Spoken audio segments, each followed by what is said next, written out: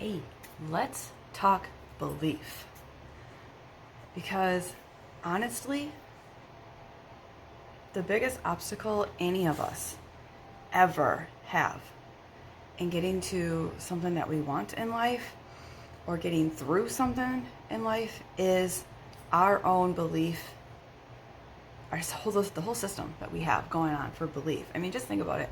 It's really portrayed really well when you see like self-fulfilling prophecies in movies. Like Anakin Skywalker had all these beliefs, and what did he do? He went and drove himself right into the freaking ground, became Darth Vader. Everything he fucking feared. He lost his woman, he lost his kids, all that stuff. All the actions he took were from his beliefs and his thoughts. If you watch Suits, you'll see Louis Litt. Perfect example of how he lets his beliefs, no matter how skewed they are, allows them to interfere with his interactions with those around him, and he ends up with results that are opposite of what he wants, but he literally has chosen the path that creates those results. So but then there's also people who inspirational, somehow, despite it all, they get through, and it's all of our belief systems, and that is our biggest obstacle in getting what we want in life. And as a life coach, my number one goal is to help my clients assess those beliefs and actually learn to believe in themselves. It's not like it just happens right off the bat. But first, just to help you believe that you can actually see the results that you really do want to get. And you just got to borrow my belief for a little bit, and that you can actually do that eventually. I'm sorry, I have an animal pawing at my door. And I also get to help you see why it is that you haven't gotten the desired results yet. And it is our beliefs, our thoughts, the stories that we tell ourselves. And literally been through this my whole life myself. First, everything I've ever not liked about my life experiences, I've got notes down here in my journal. I was just doing my best with what I knew. And I was going off of that, and I was also going off of what I would hear and see from those around me.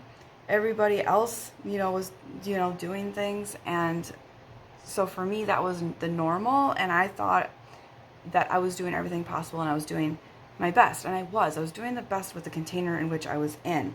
But we all thought we were doing some level of the same best. And I talk about generational dysfunction. This is kind of like a collective dysfunction. And none of us knew any better. Because for us, this is the reality that we live in.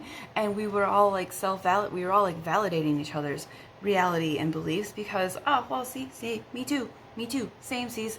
And then I was introduced to other ways of seeing and thinking about situations. And I got my foot in the door to seeing things differently. It's like, wait, there's other possibilities out there. And initially this was I joined Beachbody, and all the trainers were so great with the way they talked, and so I was always hearing all of this different way of viewing hard and accomplishments and failure. It was all coming across in a different way than I'd ever thought of for generations. And for generations, for many years. Anyways, so then my team was always talking about personal development, and so was the company. And I started checking into that, and I did so much do-it-yourself personal development. And really, it was me dipping my toes in quite a bit. Sometimes I'd actually kind of wade around in it. And I got a lot of feel-goods from that. But the biggest takeaway is that I realized that the reality in which I'd lived in wasn't the full picture. It was just one way of looking at it. I talk about this in other videos, but like imagine that if you've seen like the picture with all the different blind men all around an elephant, and they all are saying it's a different thing because they're only aware of the little bit that's right in front of them. When if you can step all the way back, you can see the whole creature for what it is, and you step even further back, maybe you see even more, right? So I was like, oh shit, there's more to these concepts. So why didn't I see massive change? Because I was aware of this. It's very simple. I'd never been taught how to actually use this stuff. And although I was aware of it, it wasn't part of the way I lived. And it wasn't just in my habitual mindset. It wasn't a default setting for me. And just like how you can know what healthy eating looks like, and you can know like what's a good routine to be physically fit or active or healthy, that doesn't mean that you've got like the gumption in you to just go out and do it and just stick with it, because you weren't taught that. It wasn't the way you grew up. It wasn't the thing that you knew. So it's foreign, and it takes discipline to get it done, but then you don't get it done, and then you feel like a failure. And then each time you try and you fail, it feels even harder to try again, because it's like, why even bother?